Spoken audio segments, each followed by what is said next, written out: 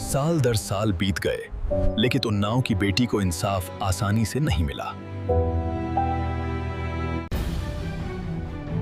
अगर गुनाहगार ताकतवर हो, पीड़िता बेबस, तो क्या कानून सच में अंधा होता है? उन्नाव रेप केस हमें यही सवाल पूछने पर विवश कर देता है।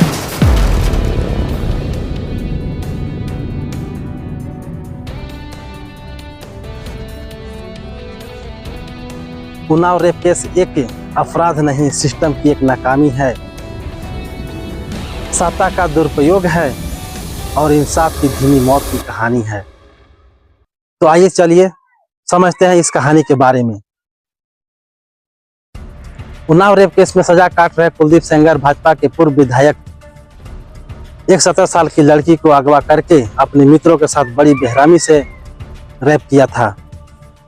ऐसे दरिंदा को जीने का कोई अधिकार नहीं है।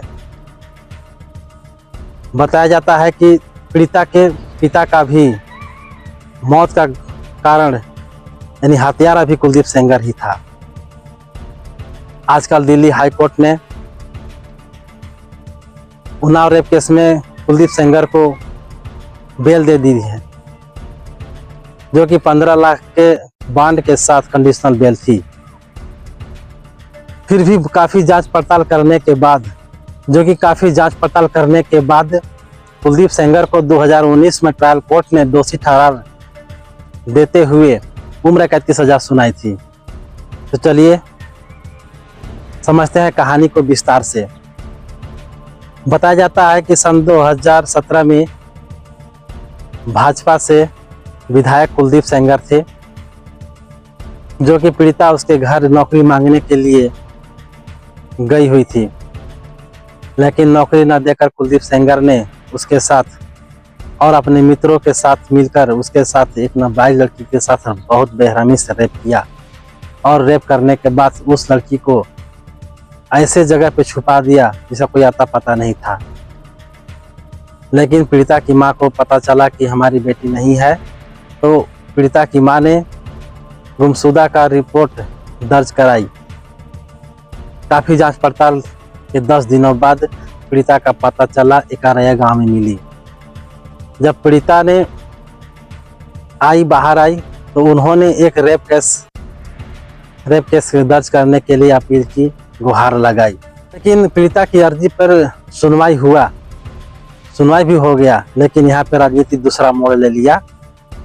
जब कुलदीप सेंगर को पता चला कि पीड़िता जीवित है और उन्होंने हमारे विरुद्ध रेप केस का अर्जी लगाई है, तो कुलदीप सेंगर ने उसके पिता को बहुत प्रताड़ित किया, मारा पीटा, बहुत पीटा और पीटते हुए पुलिस के हवाले करके जेल में भेज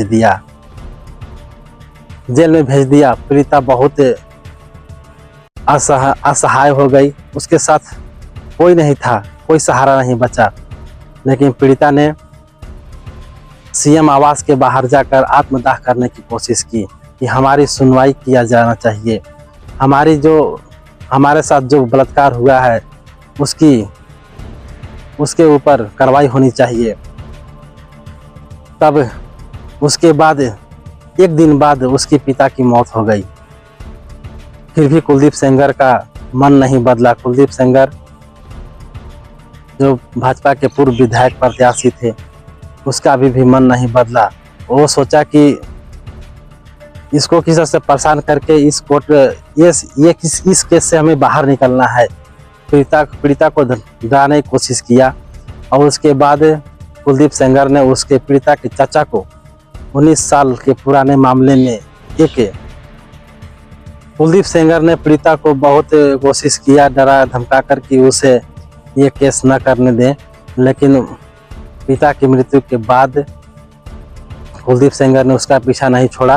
कुलदीप सेंगर ने उसके चाचा को भी 19 साल के पुराने एक मामले में 10 साल की जेल कारावास करा दिया। इसके बाद पीड़िता और असहाय हो गई और असहाय होने के बाद पीड़िता चाची, मौसी और अपने वकील के साथ रायबरेली जा रही थी। लेकिन कुलदीप सेंगर ने, जो भाजपा के पूर्व विधायक प्रत्याशी थे, तो कुलदीप सेंगर ने एक ट्रक से टक्कर मरवा दिया, जिसमें चाची और उसकी मौसी का मौत हो गई। बड़ी असहनीय दुखदाई घटना घटित हुआ। पीड़िता और असहनीय हो गई। उसके बाद पीड़िता इस तरह से बाहर आई और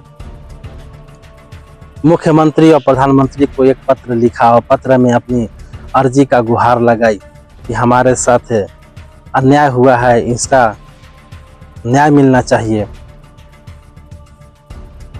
तब जाकर पीड़िता ने एक नारी शक्ति का सहारा लिया। नारी शक्ति उसके साथ खड़ा हुई और जन प्रदर्शन करने लगे। जन प्रदर्शन करने से उस गुनाहगार कुलदीप सेंगर को जो बेल मिली थी, जो दिल्ली हाई कोर्ट ने बेल दी थी, उस कोर्ट पे इन लोगों ने जनसभा आयोजन किया, प्रदर्शन किया।